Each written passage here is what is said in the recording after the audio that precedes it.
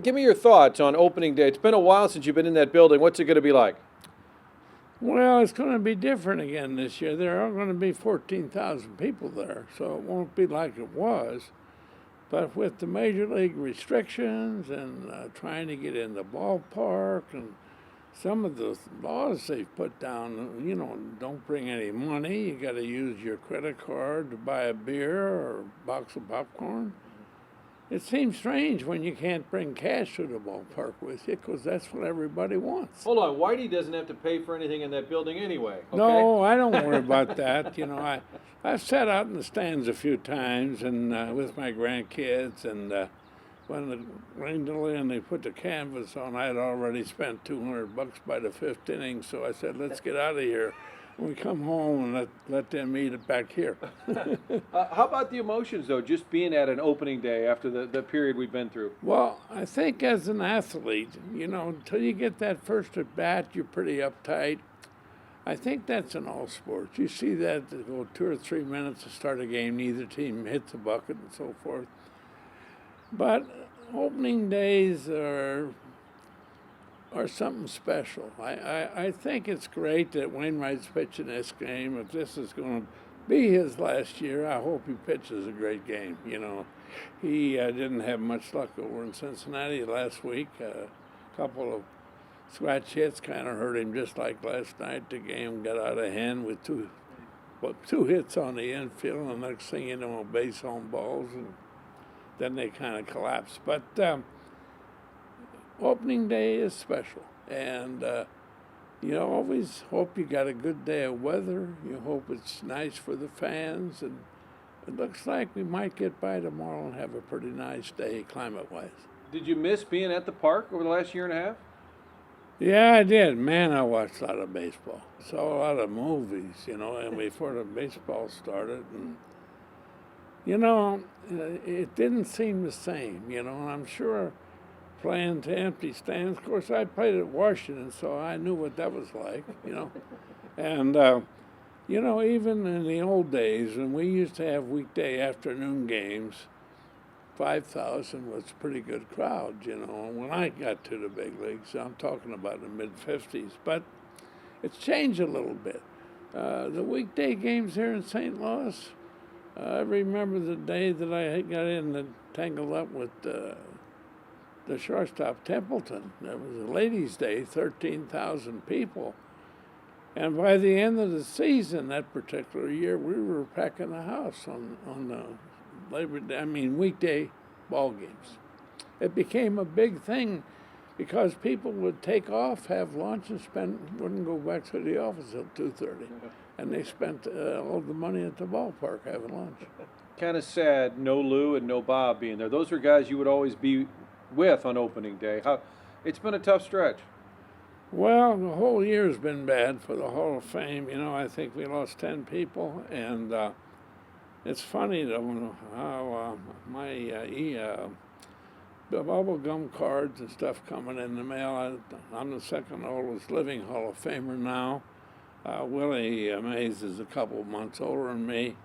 But it seems like all the kids in New York and New Jersey and Michigan read that in the paper, and they want to get my autograph before I die. I think they think I'm the next in line or something. But it is funny, and I don't blame the kids. They're collectors, and they want to get me if they can, and it is amazing. But when my mail comes every day, I got a lot of things to sign. How about, will you think a little bit about Lou or Bob tomorrow? Well, I didn't get to play against Gibby. I would see him in spring training when I was there with the Yankees, or but Gibby, if I didn't know him as well as I knew him after I managed the Cardinals 6 months, but I didn't know him personally, I probably would have hired him as my pitching coach, because I did see him work for Joe Torre in Atlanta. I thought he did a very credible job. The only thing, sometimes he'd get mad because nobody threw as good as he could throw. But he was the most dominant pitcher the Cardinals ever had, and one of the greatest pitchers. If I had to pick three guys that I admired the most as starting pitchers right-handed, it would be Seaver, Ryan, and Gibson. Now, we mentioned the Red Jackets, and you may say it's overdone, but the fans sure love Whitey. It's got to feel good when they say your name and people roar. Yeah, they've been awful good to me. And I'm still getting mail when they put some of them kids are 15 years old and they tell me, they really enjoyed the 80s. Well, hell, they weren't born. But I think the dads and mom tell them about the 80s and the fun they had and the way we had to play and hit 65 home runs a year and we were able to score runs manufactured because we played very good fundamental baseball, always moved the runners up. I like to see some of the baseball players that aren't what you call home run threats. Instead of hitting 10 home runs a year and striking out 200 pounds, put the ball in play and run it out and make the teams make the mistakes. Is that how you'd speed it up? These guys, you watch them, they take forever. How would you speed them up? Well, you're never going to be able to speed up a baseball game when you're throwing 350 pitches by the two sides. We used to average, when I managed, about 265. The losers about 140 and the winners about 125 or something like that. The other night, or was it yesterday, I watched a 9-inning game. Last week, Kansas City had a 9-inning game with 400 and some pitches. Well, there's no way. They had a game last night after the Cardinal game that went, the Cardinal game in itself, only with a 3-2 score, it lasted almost 4 hours. And, the three guy, that rule where you have to face three hitters, it takes the strategy out of the game. Mike got in a situation last night that he would have liked to change pitchers, take Webb out of, a guy sooner, but he got by with it because he's got good, strong arms and good pitchers left-handed now. You like this club, this Cardinal club? I like the bullpen. It's got a chance to be a lights-out bullpen. I wish they would stretch them out a little bit and not use 5 or 6 every night. We've got 5 guys out there right-handed now that could be closers. And I know they're good enough to go through the lineup. And face 9 hitters or something like that, or longer. I think when the Cardinals get straightened out with their starting pitching, get the right 5 guys in their rotation, and if they don't have a major injury to one of their key guys, I think they're a shoo-in to win their division. And then you get to the playoffs. And, the Dodgers are there again, and it's all had for them. They got a good club. I don't think their bullpen's going to be as good as the Cardinals. Their starting pitcher might be more consistent unless the Cardinals take one of them or 2 of them arms out of that bullpen and put it into the rotation. But you can never know what's going to happen in a 7-game series. Final thought. Any opening day playing, managing, any stick out more than another? Do you have a favorite one over the years? Well, I think my second year in the big leagues, and not that I was so good, I only hit 245 as a rookie. I couldn't hit left-handers very well, and I was nothing more than an extra outfielder in my career. But the second year, I got Eisenhower. He pitched the ball on opening day in Washington. I caught the ball. I was able to go up and get the autograph. I still got it here in my house. That was a thrill.